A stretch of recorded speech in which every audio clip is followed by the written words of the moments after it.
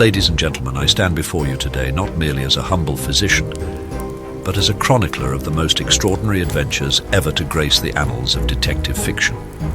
Be prepared for surprises along the way. Throughout the viewing experience, you may find yourself challenged with quizzes and engaging activities that will test your wits and deepen your appreciation for the story.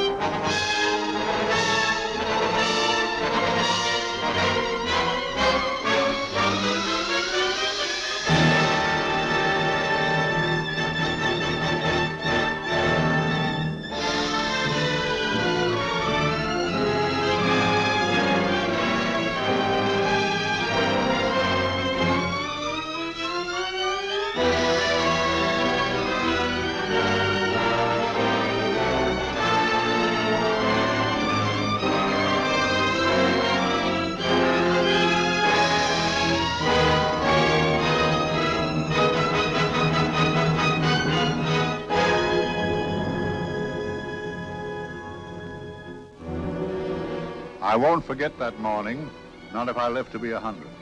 I counted the men as they marched out of the yard. They'd hardly slept for weeks. We of the CID had slept even less, but the nightmare that kept us awake was all the same nightmare.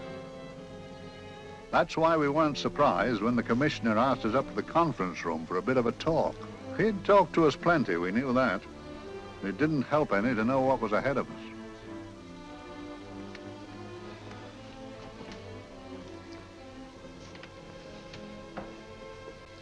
Must we have that window open, Gregson? Oh, shut it if you want to. Chief will be in enough of a temper without having a ruddy blast down the back of his neck.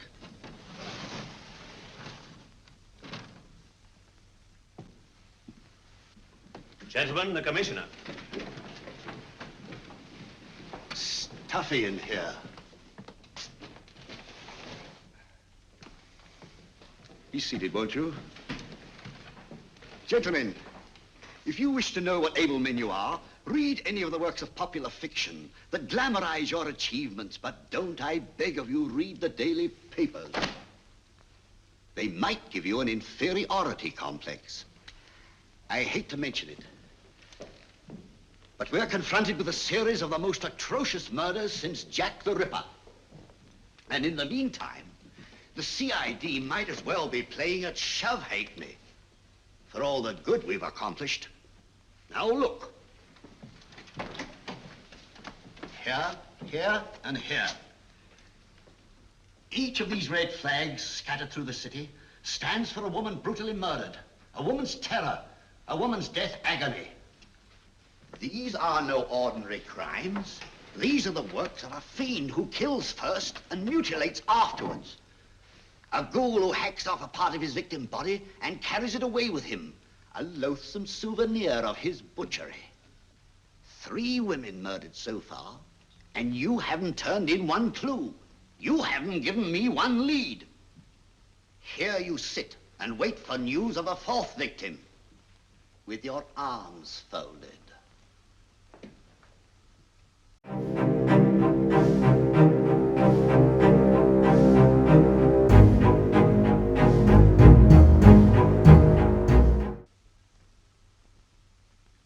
Well, we hadn't long to wait.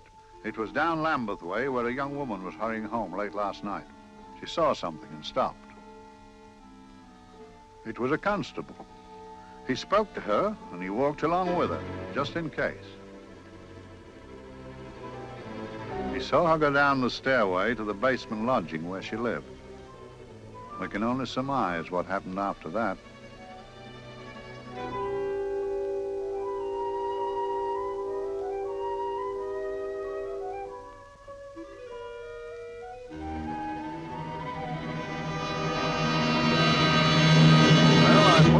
pride in my pocket and went to see the man who'd so often helped out Inspector Lestrade and myself in the past, Mr. Sherlock Holmes.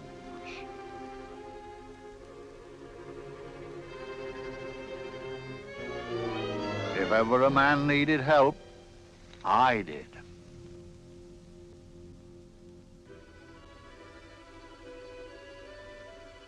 This makes 4, Inspector. 4 defenseless women here in the heart of London. And everyone with the right forefinger hacked off. Not hacked, Inspector Gregson. Cleanly, expertly severed. The work of a skilled surgeon. That's our only clue. Much about the age of my sister's girl. Is there no way of stopping this, Mr. Holmes? Yes. There's a way, somehow. The fiend that did this. I promise. I promise. We've nothing to go on. That's the rotten part of it. We can't get far without knowing the motive. Well, at least we know what the motives were not. It wasn't robbery, nor passion, thanks be, nor yet vengeance. Because they all came of totally unrelated families. Steady, Inspector, steady. Sorry, Mr. Holmes. I don't turn a hair when it's a bloke that can look after himself. A little slip of a thing like that. Yes, it's horrible. Come on, let's get a drink.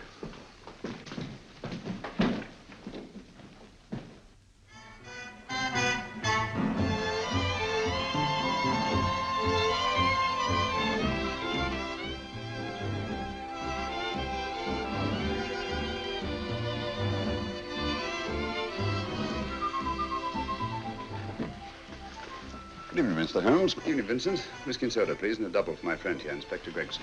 Very good, sir. Make mine Irish. Decent of you to give me a hand with this thing, Mr. Holmes. Always a pleasure to be of help to Scotland Yard, Inspector. Little out of my line, looking for a maniac who murders just for the fun of it. Or perhaps just to get a human finger. In all 4 cases, the murderer risked capture by stopping to secure a finger. Wonder what for? Who knows? He's just a madman. Perhaps there's method in his madness. If we could just trace those missing fingers. If we could just drain the English Channel, we might find a penny. Huh? Oh, thank you. You may keep those, Mr. Holmes. Thank you.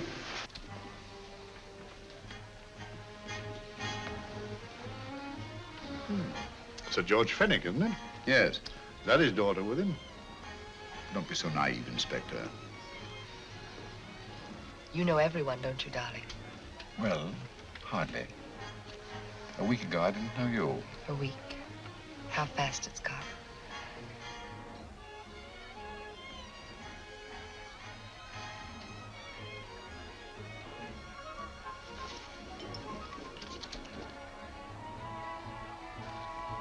I collect these things. How very quaint of you. Shall we go? Yes.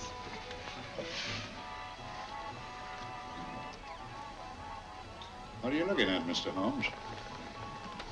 Looking at a very handsome woman. Not fond of the purple, but giving an excellent imitation. Would you like to come to my flat for a nightcap? Lovely idea. Yes, isn't it?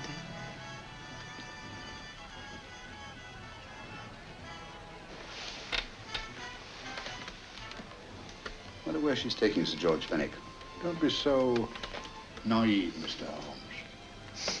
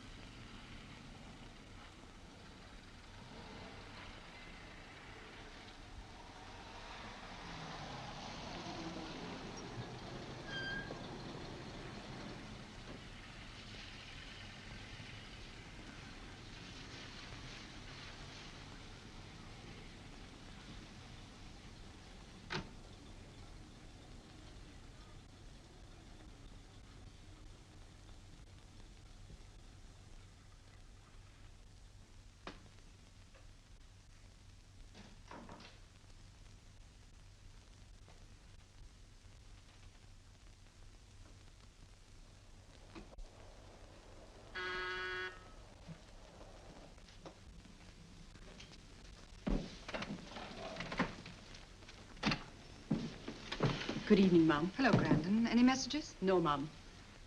Thank you. Drinks, Grandon. One of your nice surprises. Yes, Mum. I say, you don't mean that, Grandon's a marvel, aren't you, Grandon? Yes, Mum. You wouldn't believe the things she can do. Ah, charming place. Delightful. Really? Do you think so? I'm so glad. Do sit down. Do you mind? Do I mind? What a question. I don't mind anything, really.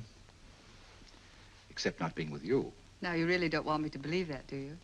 Not too seriously. Good. We're both quite grown up, aren't we? Quite.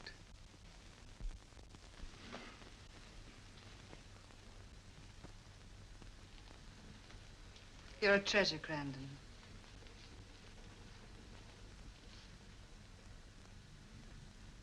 And lower the lights a little as you leave.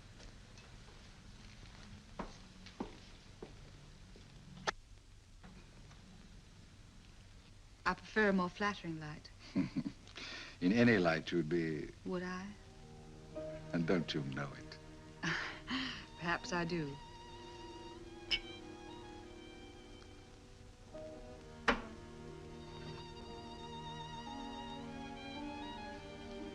Oh, that priceless woman. You wouldn't believe it, but she's absurdly romantic. She loves dreamy music, and she thinks that we... But we do, don't we? Do we? Well, it's rather soothing, restful. Yes.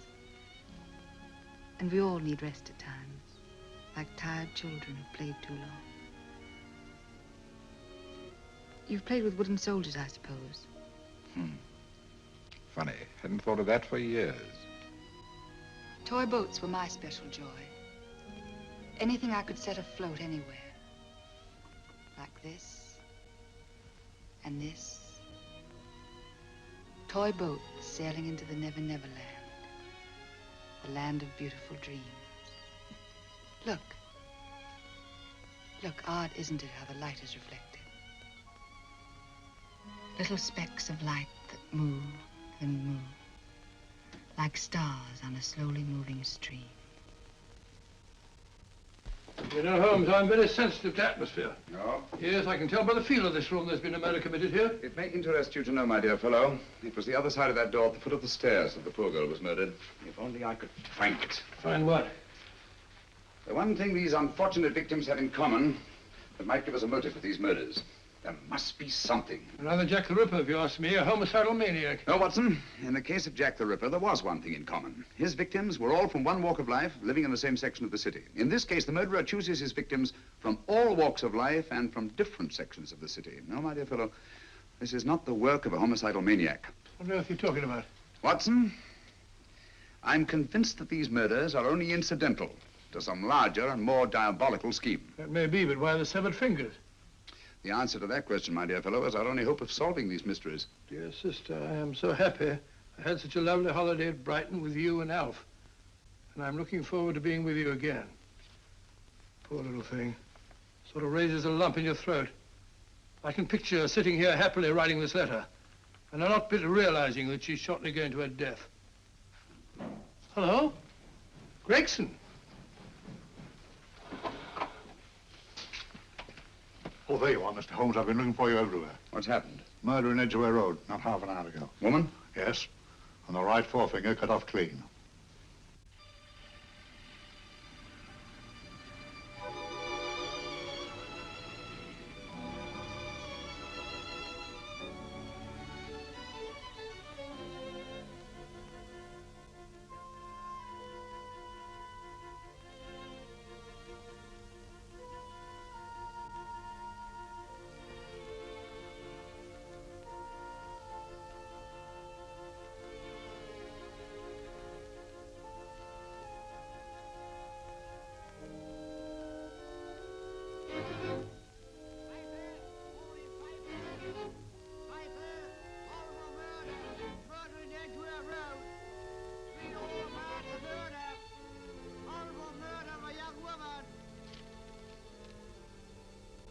Papers! All for murder, papers, all about the murder. Morning paper, all about the murder. Paper, horrible murder.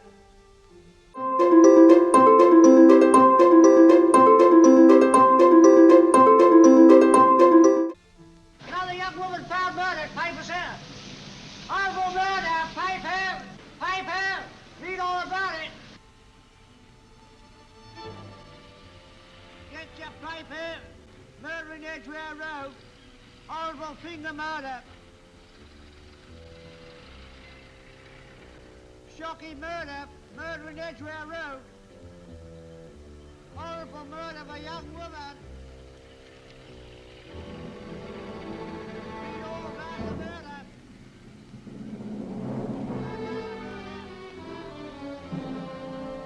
Only fancy, Mum. There's been another of those horrible murders. Dear, dear, how shocking. Yes, Mum. I really don't feel quite safe here myself. Oh, dear.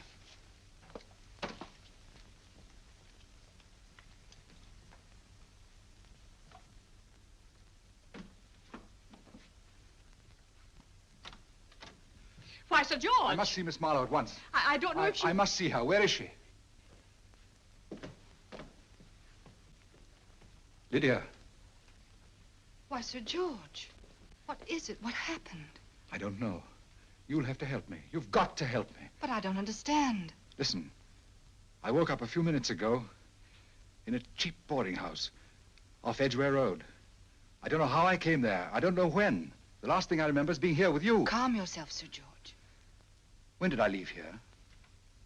Well, it was about, It was 10:45, Mum. Precisely. You seemed, forgive me, just a little distressed.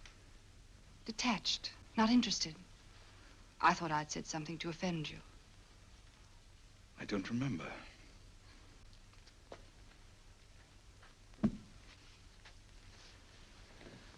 I can't remember. Tell me, has this happened to you before? Before? Well, there is such a thing as amnesia, you know. If it was 10:45 when I left you, it was 9 this morning when I woke. Over 10 hours lost. 10 hours that I can't account for. And in my pocket when I woke, I found... Yeah, in my pocket. That isn't... Oh, it's not for you, of course. It can't be. Excuse me, Mum, but there's a man asking to see the gentleman. Send him away. Yes, Mum. No, please. I'll see him.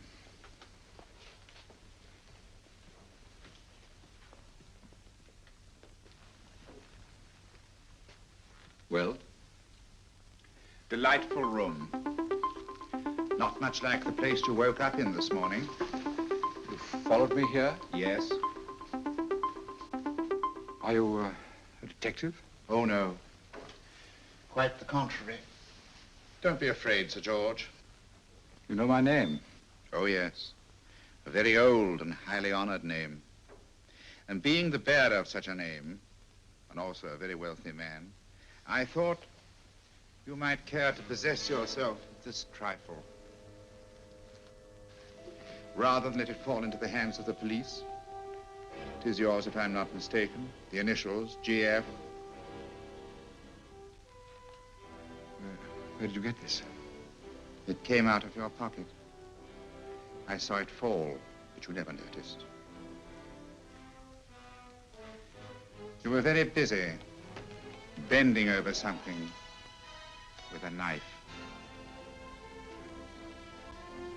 Then you put something in your pocket.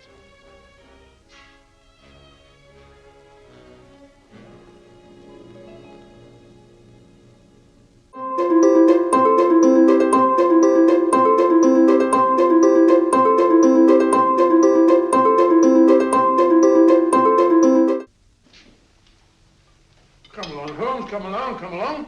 How many more times must I tell you? You're missing a treat. This is delicious. Little jam tarts to follow. Aren't you tempted? You and your flesh pots. They tell me that fish is good for the brain. Brains, I haven't any. You realize that a whole day and a night have gone by since that bestial affair in Edgware Road? I'm as much in the dark as ever.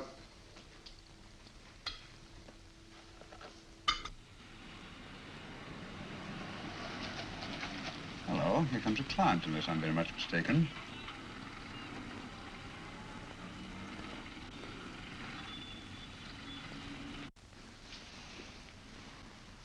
Well, attractive. Very attractive.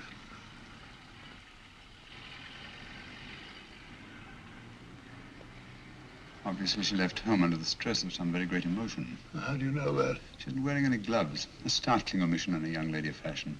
Oh, she didn't put her coat on. Open the car, too.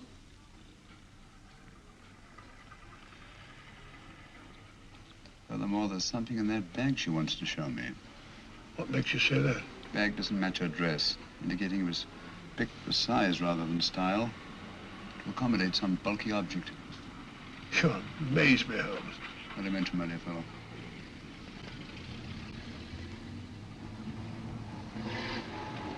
Well, that's interesting. What is? A cab, turning at the empty house. I wonder why he followed her here. Oh, wouldn't you? Quite possibly, with the glasses.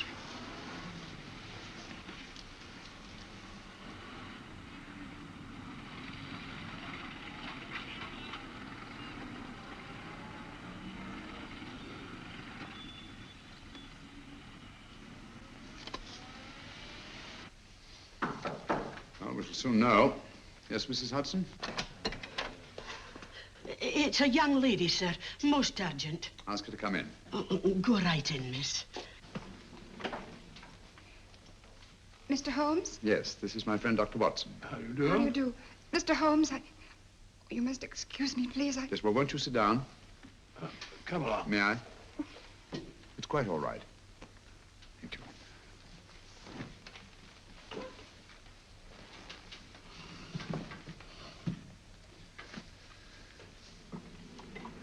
Now, try to control yourself, Miss Fenwick. You're with friends. You know my name? No magic, I assure you. I've often seen your picture. You're the daughter of Sir George Fenwick, aren't you? Yes. It's about my father that What about your father, Miss Fenwick? Oh, I don't know what to do. He's always been the nicest, dearest person. This is the end of the first part of this film, and I hope, dear friends, that you enjoyed it. Please come back tomorrow or the day after tomorrow to see the next chapter. Will my friend Sherlock Holmes be able to understand the plan behind these killings? Before leaving us, why don't you leave a like and subscribe to the channel? Thank you from your Dr. Watson. I begged him to let me in, but he wouldn't. Steady, steady. Now, take your time. I couldn't sleep a wink last night.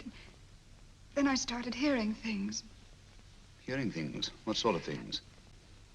I heard someone in the garden underneath my window.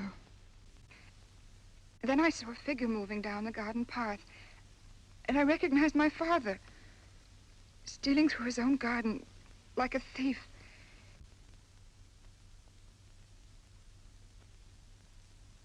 He had a spade in his hand, and he stopped by the greenhouse where he started to dig. This morning, at daybreak, I stole out into the garden and I found this.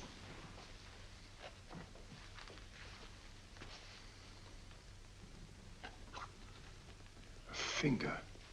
A human finger. Bring up Scotland Yard, will you, Watson? Ask them to get hold of Inspector Gregson and tell him to meet us at once at George Fenwick's house, Kingston. Operator, get me Scotland Yard quick.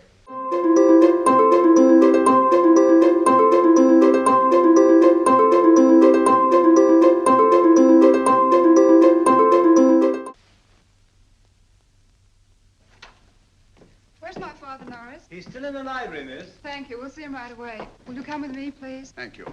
I got your message, Mr. Holmes. Yes, indeed. Dad, may I come in? Dad. It's funny. He doesn't answer. Do you mind? Please do. Thank you. Watson, quick. Oh, Come along, my dear. no. Take charge, Miss Fenwick, please. Sorry, sir. Now, miss, please. Please come along with me.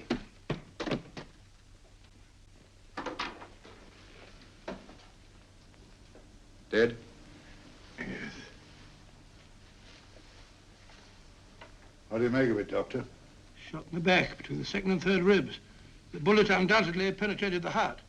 Look at the powder marks on his coat. I was afraid of this. What do you mean? Don't you remember the man in the cab who followed Miss Fenwick to Baker Street? Well, you don't think he had anything to do with it, do you? I think it's reasonable to assume that he tipped off someone that I'd been sent for. Sir George has obviously been murdered to keep him from telling me what he knew. What was the weapon used? Small caliber revolver, point blank range by the look of the wound. The murderer came in through those French windows. The mud from the garden he brought in his boots. Sir George must have surprised the intruder. Passed the room to him here. What follows we can't tell. But from the location of the wound, I'd say that he turned his back for a moment, and as he turned, the muzzle of the revolver was placed between his ribs and one muffled shot fired. And you mean to say he kept on going, even after he was shot? There's no doubt about it. Look there. The trail of blood leads us back to the desk. There's something Sir George was after. Something. I know. He was trying to summon help, poor chap. I don't think so, Watson. There's the bell pull by the fireplace. No, you'll notice from the trail of blood that Sir George made straight for this desk here. I wonder, there was something he was desperately anxious to get. Hello. His right hand's clenched. That's perfectly natural. Death agony. The left hand lies open. Why only one hand clenched in the death agony? The right hand, the hand nearest the desk. Please note that. If Sir George took something off this desk, something so important that he spilled his last drop of blood to get it, I want to know what it is.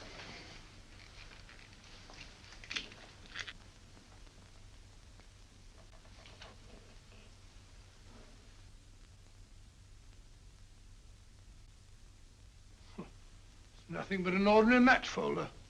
Where does that lead us? I imagine to something very important, Gregson. This match folder's from Pembroke House. Why shouldn't it be? He was there, you know.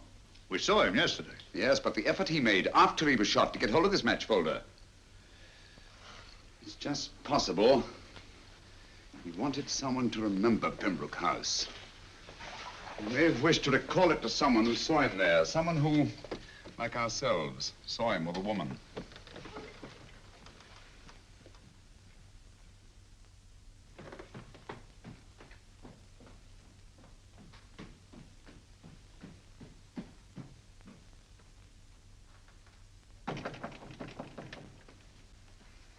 Come in. Oh, Dr. Watson, this came by hand for Mr. Holmes not 10 minutes ago. Thank you, Mrs. Hudson. That would be the report from Mr. George's bank. Report from Sir George. Oh, really? Don't you remember his daughter told us that he'd just closed his account? Had it looked into at once.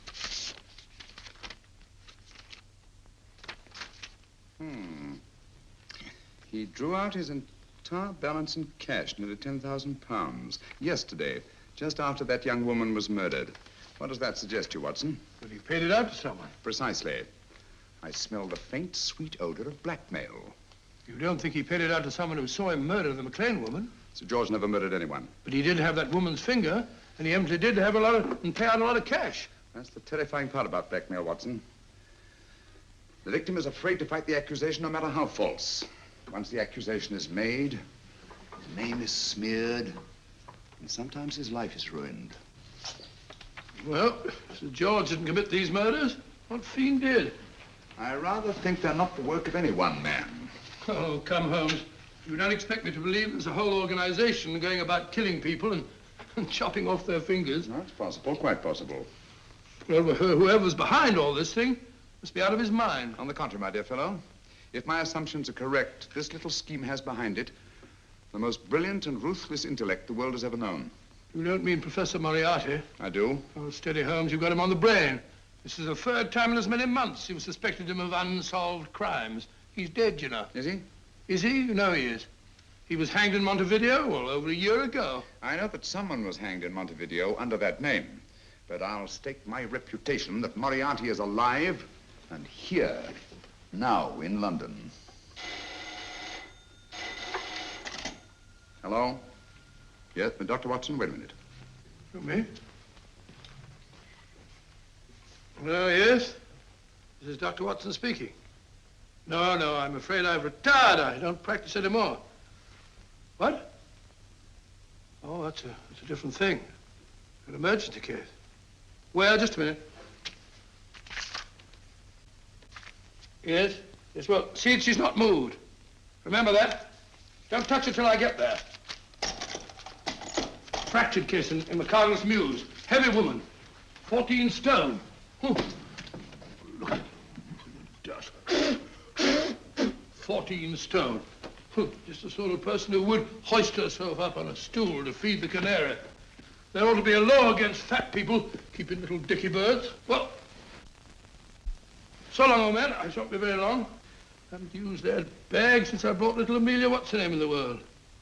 She grew up to be a very unattractive child. Well, who wouldn't with a name like Amelia? Amelia. Amelia.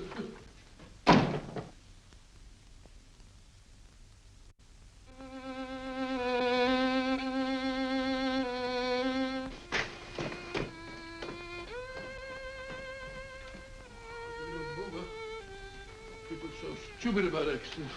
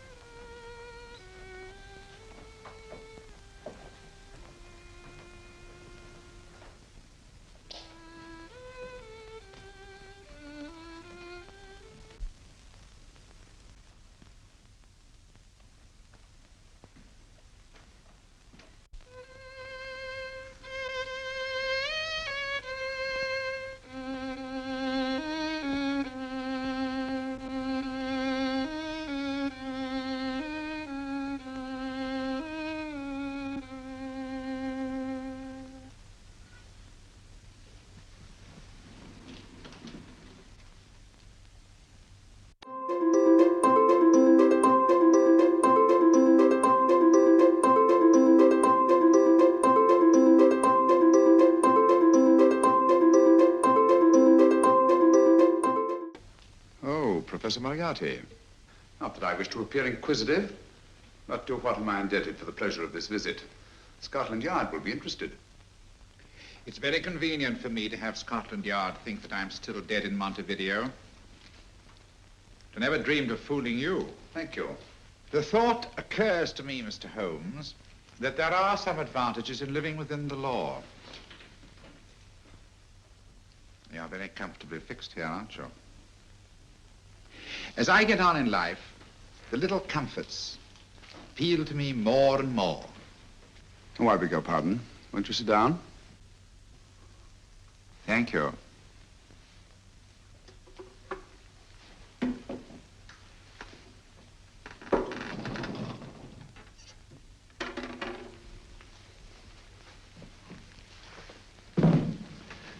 And now, Professor Moriarty, what can I do for you? Everything that I have to say to you has already crossed your mind.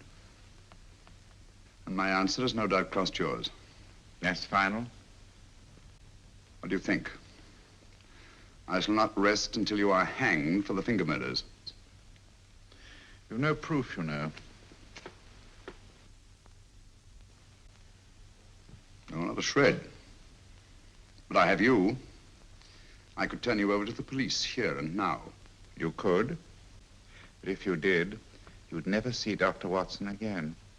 Oh, the telephone call. Quite. I rather assumed you had taken some such precaution. Or I should have snatched up a revolver and indulged in a fit of heroics when you came in. Very smart, aren't you? Not smart enough. Or I should have anticipated you. But if any harm comes to Dr. Watson, I shall seek you out. I shall not rest until I find you, and when I do... No harm will come to Dr. Watson this time. But I can't answer for the future. Mr. Holmes, I should strongly advise you to drop this case. Don't be silly. Think it over.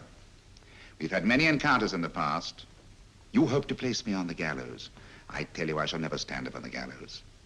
But if you are instrumental in any way in bringing about my destruction, You will not be alive to enjoy your satisfaction. And we shall walk together through the gates of eternity, hand in hand. What a charming picture that would make. Yes, wouldn't it? You know, I really think it might be worth it.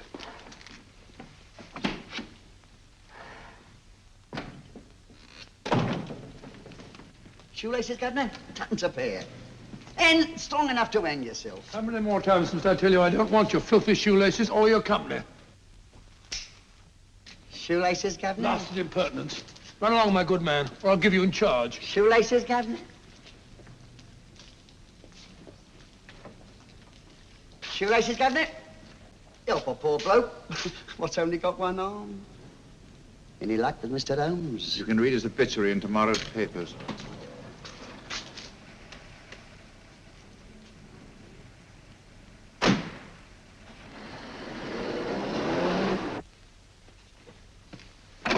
Oh, there you are, Watson. Come in. I was, just going out to look for you. Look for me what for? Suppose you don't think I know my way about. Well, you're right, I don't. Blast all practical jokers anyhow. Know where I've been? On a wild goose chase. Exactly. There's no such number in McCardle's Muse. Some fool's idea of a joke. Did you see anyone? No, nobody especially. Only a whining old idiot selling bootlaces. Persistent beggar, wasn't he? Stuck to you like grim death. Huh? How do you know? And finally left you for someone who looked like better pickings. Someone, my dear Watson, was Professor Moriarty himself. What? He's just called on me. Moriarty here and you let him go? But you must be out of your mind. Why? Well, he bluffed me into believing that he was holding a friend of mine as hostage. Friend of yours who? Oh, nobody very important, just a fat, lazy fellow. Medical man, I believe. Medical man? Do I know him? Yes, I think you do. A fellow by the name of Watson. Watson, never heard. Who, me? I'm afraid so, old fellow. Your street hawker's job was to do away with you in a certain contingency. And you let Moriarty go? Because of me? I had no choice. I can't afford to lose you, old fellow. Well, it's very decent of the old chap, I must say, but, I wish you'd nabbed him. We shall, never fear.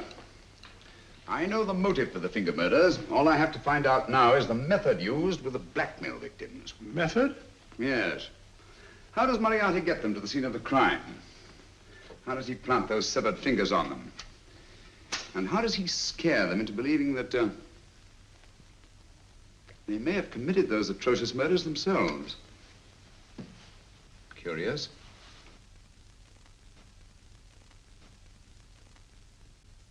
Very curious. Huh? Curious? What's curious? That window in the empty house across the street. First floor front. Huh? What's wrong with it? It's open. Why shouldn't it be open? Well, it wasn't open half an hour ago. I'll stake my life on that. Oh, that's not our business. Let it stay open. I wonder if you'd go over, old fellow, and see what's the matter. Oh, trespassing. Against the law. Very well, I'll go myself. Oh, well, if you're going to put it like that, ridiculous waste of time. Going about shutting windows at this hour of the night. Here, you better take this torch. Well, take what? Dignified job for a doctor. Dr. Watson, the torchbearer. And what do you propose to do? Sit in a comfortable chair, I suppose, and read a good book? That's a very good idea. Yes, a very good idea. While I play night watchman, you have a nice read. Mm-hmm. Good night. Have a good time. Have a good time? What do you mean, have a good...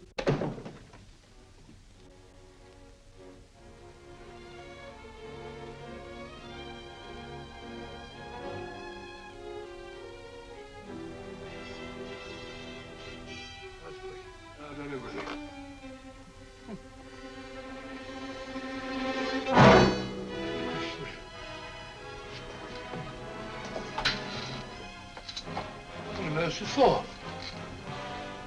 Oh, umbrella stand. Pretty little thing to keep about the house. Must have been a pet. Oh, dear.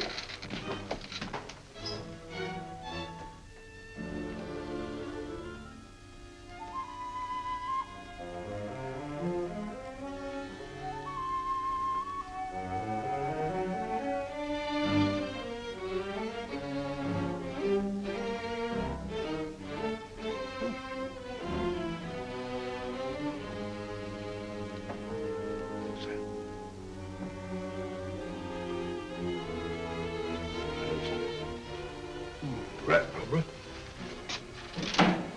This was the door.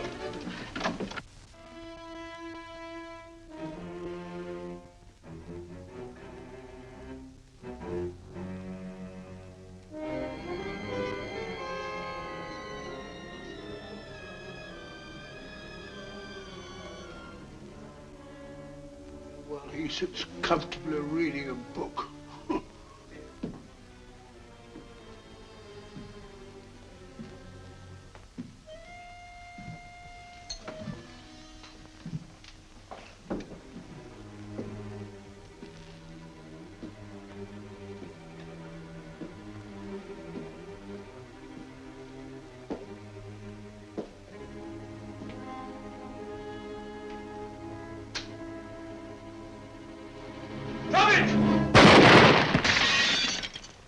He killed Holmes!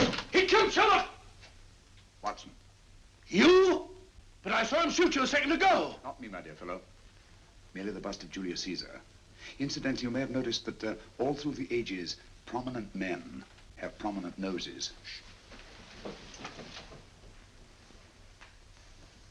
Oh, I'm afraid we're in for terrible trouble again with Mrs. Hudson. Window smashed, plaster all over the floor. Get up, you.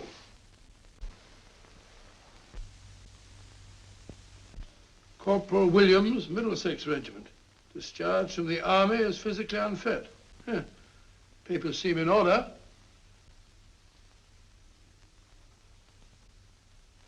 Now, Corporal Williams, you've seen service in the Far East, haven't you? The East? I thought so. Look at his complexion, Watson. Yellow as saffron. He's been taking antibrine. Cure for malaria. Sniper, aren't you? Sniper. Hmm. Why did you try to kill me? I had to kill him. I had to. Oh, snap out of it. Stop it, Watson. He's shamming. No, he isn't. Who told you to kill me? She told me. She told you? She told me I couldn't miss. Well, luckily you did miss, you murderer. He isn't a murderer, Watson. Listen, Corporal Williams. She told you you had to do it, didn't she? I had to do it. I've got it, Watson, I've got it. Got what? The method used in the finger murders. Well, what is it? Hypnotism, my dear fellow, hypnotism. And it wasn't against his nature, that's the devilish part of it. They picked a man for their purpose whose job was sniping. Who are they? Professor Moriarty and his finger murderers. Williams spoke of a woman. I think you'll find that she asked him home tonight for a drink.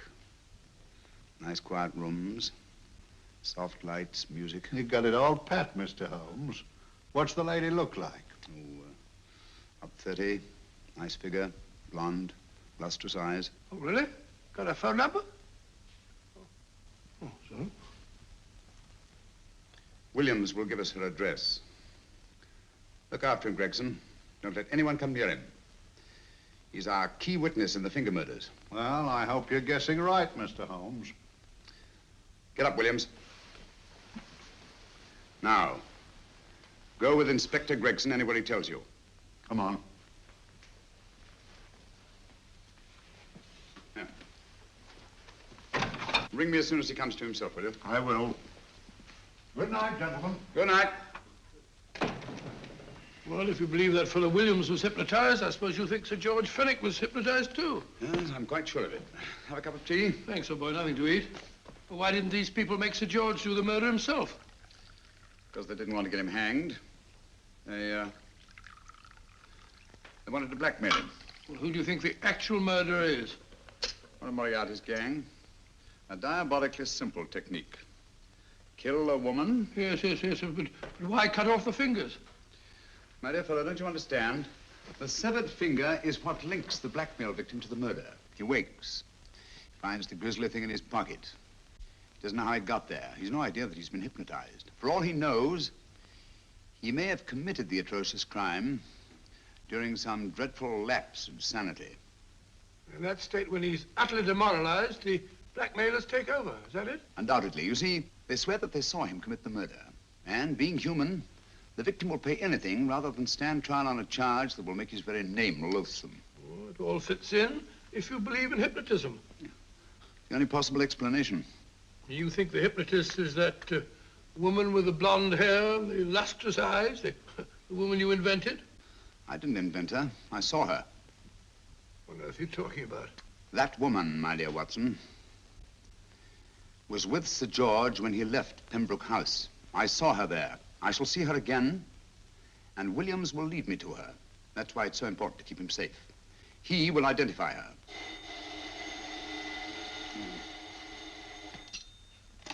Hello? Yes? Inspector Gregson? What? Well, get every constable in the district. Yes, I'll be over at once. What's happened, Holmes? Williams is missing. Great Scott! Come on.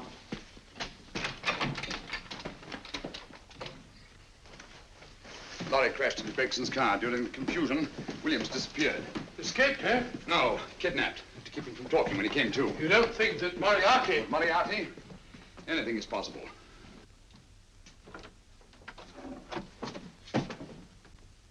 Williams! Dead. You see?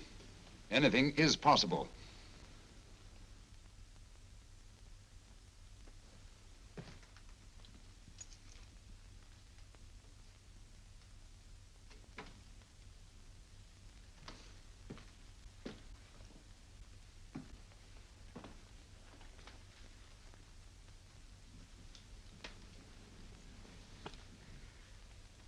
Oh, good morning, Professor Moriarty. You startled me. I'm dressing another dolly, a dear little nurse. Is there anything wrong with your finger? Just a splinter. Nasty thing, splinters. Most trying. One can't be too careful, but I'll get it out for you. I have the very instrument to help you. Sharp enough to split a hair. Put those tools away until they're needed. But they're not tools, sir. They're instruments. Put them away. Is Lydia in? Yes. But really, you should let me. Get dressed. Holmes and Watson just left Baker Street for the Mesmer Club. Mesmer Club, the meeting place of all the top hypnotists in London. Do you suppose that Mr. Holmes is onto our method? If he suspects, it's merely a suspicion. It's our business to see that it ends there. I hope you're right. Williams passed away before he could talk, remember? What do you want me to do? Go to the Mesmer Club, meet Holmes, and induce him to come back here. Isn't that a bit dangerous? Every meeting with Sherlock Holmes is potentially dangerous. However, you say he didn't see your face at Pembroke House. And how would you suggest I get Mr. Holmes to accompany me here? Kidnap him? Oh, no. Holmes has one weakness, his insatiable curiosity. If you can arouse that, you can lead him anywhere. It's up to you to take advantage of any opportunity that may arise. This way, please, gentlemen. I'll tell Dr. Onslow that you're here. Thank you. So this is the Mesmer Club. If you ask me, hypnotism is a lot of mumbo-jumbo. Oh, come now, Watson. As a medical man, you must admit that hypnotism has its place in modern science. That may be, but 90% of hypnotists are crooks of the worst kind. Nothing more than a lot of charlatans exploiting weak-willed morons. Ah, Dr. Onslow, I believe. Happy to meet you, Mr. Holmes. Your brother Mycroft suggested I might be of help to you. He's a valued member of our little group of charlatans and crooks. Oh, beg your pardon, sir. I didn't know you were listening. Behind the curtain. My friend, Dr. Watson. Oh, delighted. How do you do? I wonder now. You see, we're in the midst of a little experimental session at this very moment. If you'd care to join us. Oh, certainly, certainly. That'd be very instructive. Oh, well, will you follow me? Thank you. Why should I know that we're behind the blasted curtain? In treating his patients. But today, the therapeutic value of hypnotism, as we now call it, is conceded by innumerable physicians. Especially is it of value in surgical cases where the administration of local or of general anesthetic is inadvisable. Inadvisable poppycock. Oh, sorry. For the sake of latecomers, I may say that I have placed this subject under profound hypnosis. In this condition, he can feel no pain. even under applications which normally would be excruciating. Excruciating? You excuse me, please. Carter, you are having a peaceful sleep. You feel nothing. Your arms and your hands are without sensation. Mowbray, the long needle.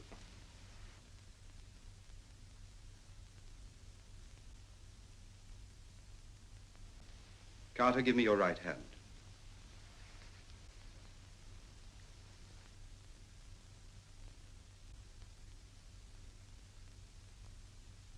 As you observe, the needle has been thrust completely through the subject's hand.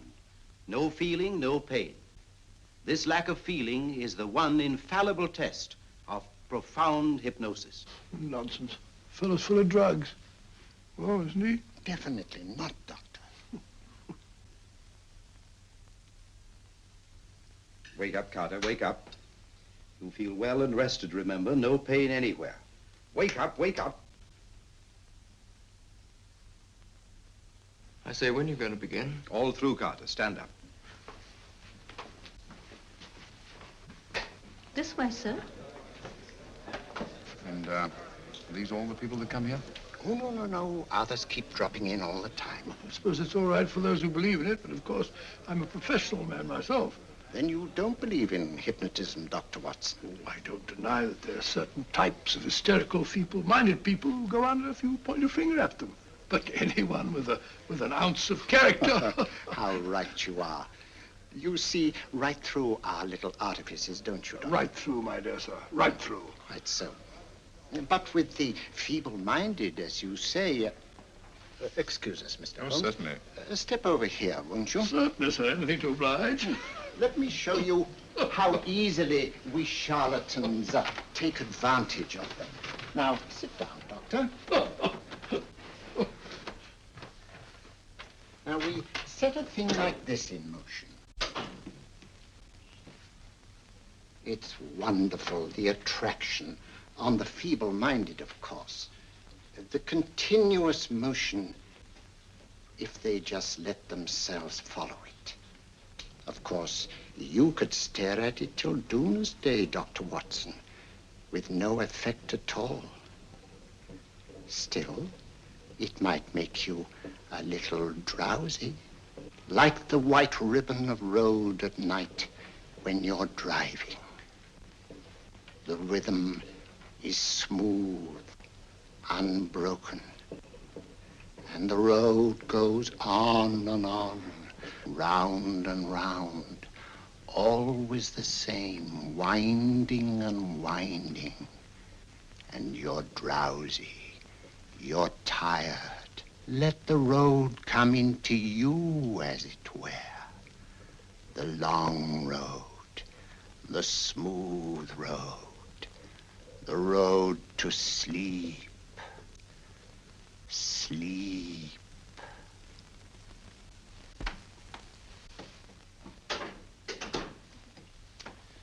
Open your eyes. Stand up. Turn around. And now, Dr. Watson, you're on a holiday in Scotland. The country is amazingly beautiful. We're coming to a stream. It isn't deep. Better take your shoes and socks off.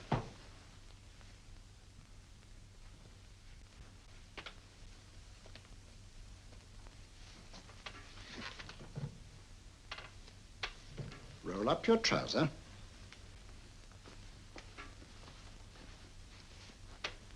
That will do. The other leg is waterproof.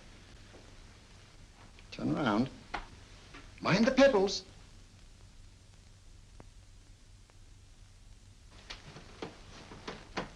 Sit down.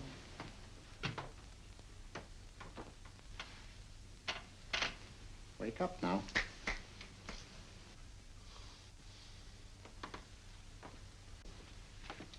Yeah, you see? What I tell you, it didn't work with me. Why, nobody with an ounce of character.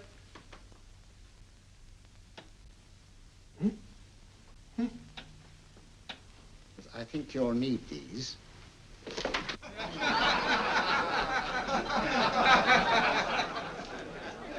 Going to laugh at? Watson, she's here.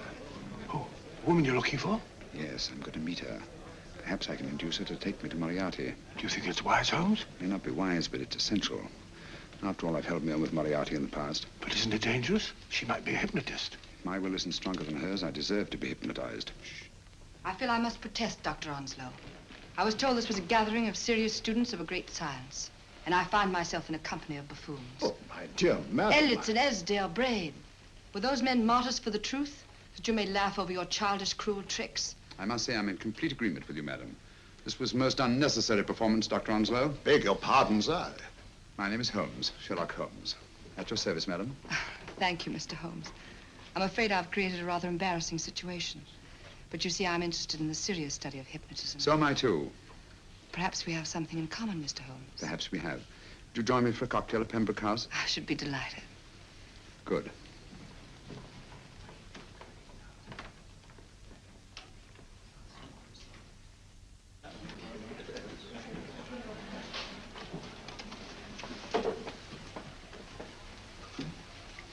Thank you.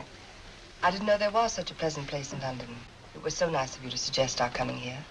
I thought a little picking-up would do us good. You mean you thought I looked... I like the way you look. Thank you. I suppose I did lose my head a little at the Mesmer Club. But you see, hypnotism is almost a religion with me. I know so well what it can do to help, heal. And I can't bear to see it used for trivial purposes. I know very little about it. That's why I went to the Mesmer Club. You see, I'm rather puzzled just now with the case that I'm working on. How fascinating. Tell me about it. It's the murder of Sir George Fenwick. Fenwick? Who is he? Quite a well-known figure. Odd now I come to think of it. Last time I saw Sir George was here at Pembroke House. Strange. Yes, isn't it? He was sitting, I believe he was sitting at this very table. Cigarette? Thanks. Do go on. There was a charming lady with him. He was lighting a cigarette.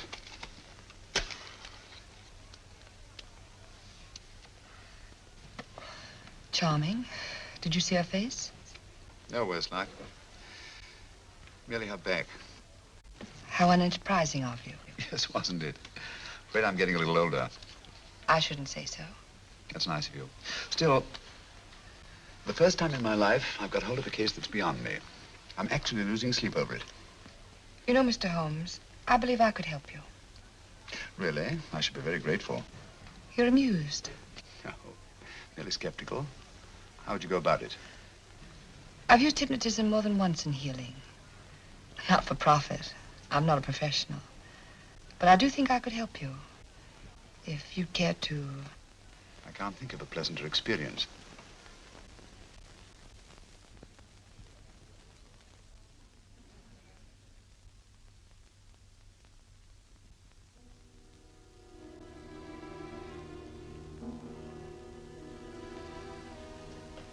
Low lights, music, is that all there is to it? You must relax, Mr. Holmes. I'm afraid you're a rather difficult subject. So I thought perhaps a little help. Materia medica might be advisable. Drugs?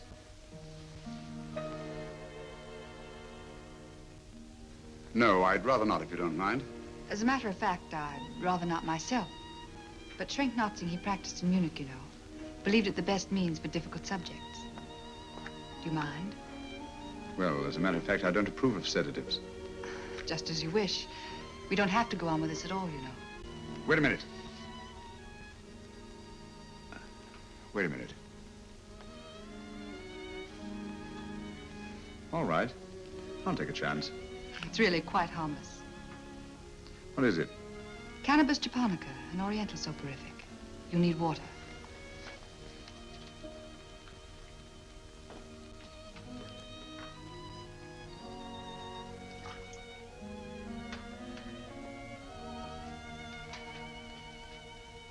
Thank you. Now sit down, Mr.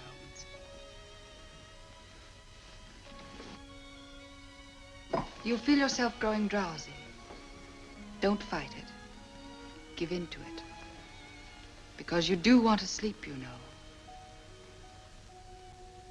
Just fix your eyes on this one white flower,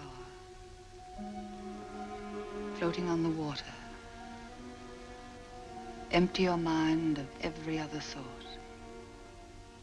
Follow the motion of the water, so smooth, not a ripple. Waters of forgetfulness, steady, deep, strong. Strange, isn't it, how the light is reflected? Little specks of light that move and move.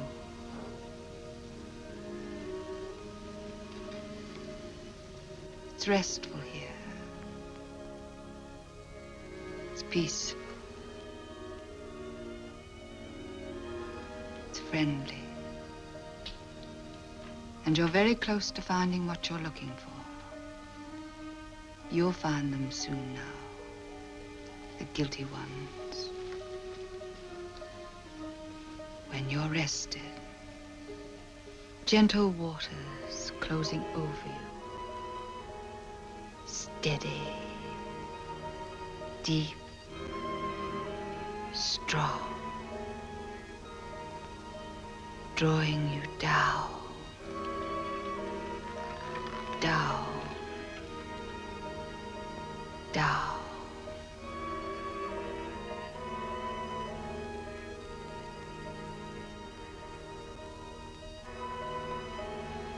Sleep. Sleep. Sleep.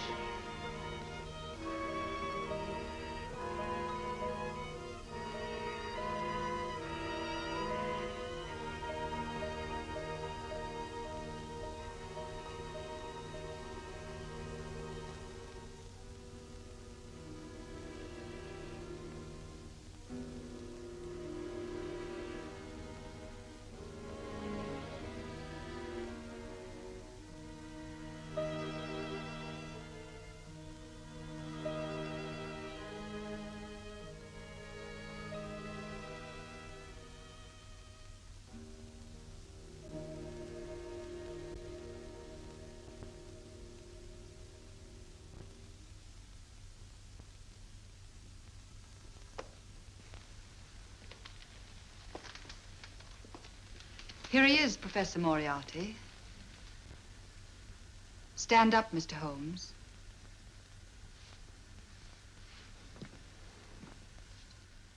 Open your eyes. Face this way. Are you satisfied? We are dealing with a clever man. He may be shamming. There's just one infallible test for profound hypnosis. You ready, Dr. Simnel?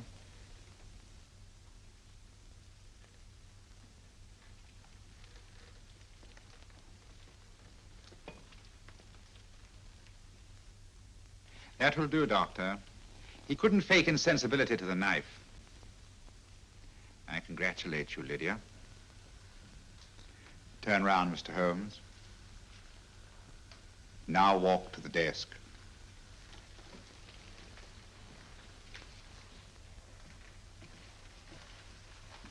Sit down. Take that pen and write what I tell you to write. I have at last found a case which I cannot solve.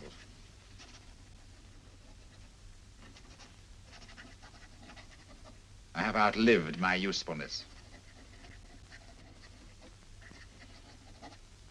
Therefore, I have decided to end my life.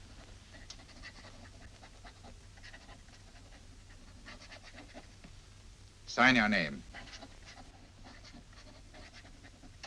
Now blot it.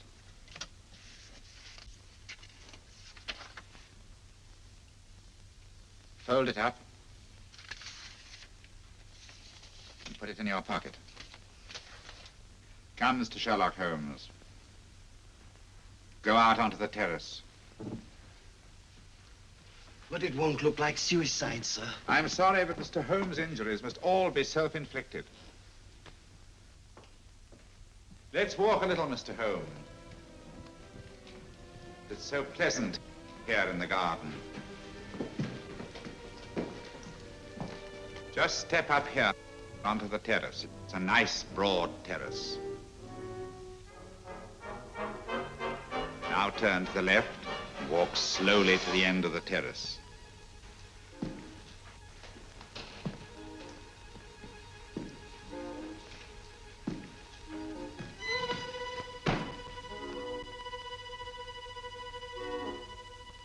Don't stop. You must walk to the end, you know.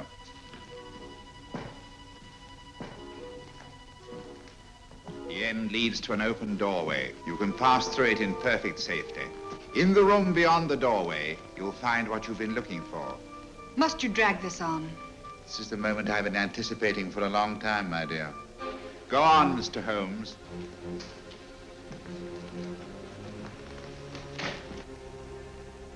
Through the open doorway, you will find the man responsible for the finger murders and the death of Sir George Fenwick. Professor Moriarty. Holmes! Stand still. What a beautiful view, Watson. I'm quite enjoying it. No, you're not. You're hypnotized. You're under a spell. Stand still. Don't move. Steady, Holmes. Steady does it. Stand perfectly still where you are. Nonsense, Watson. You don't know what you're doing. Of course I know what I'm doing. You mean you're not hypnotized? Certainly not. Then get off the wall, you idiot. Oh, look out! Holmes! Oh, Dear fellow. What were you doing up there? Holding the fort until you arrived. What kept you? Well, I ran into a spot of trouble on my way to Scotland Yard. I was arrested for exceeding the speed limit. Your luck seems to hold, Mr. Holmes. I'd hardly call it luck, Professor. You see, I substituted a drug of my own for the one that this dear lady pressed on me. You are clever, aren't you? A drug that, although it leaves the subject conscious, renders him quite insensitive to pain. That accounted for my lack of reaction to Dr. Simnel's knife. Well, Gregson, quite an impressive haul. Even Inspector Lestrade himself couldn't have done any better. Thanks, Mr. Holmes. Take him away. All right, put her in the van. I was right, Mr. Holmes. You are a difficult subject. Thank you. And now, Professor, our score is settled. Au revoir until I see you on the gallows. The rope has not been made that'll go around my neck. Come on.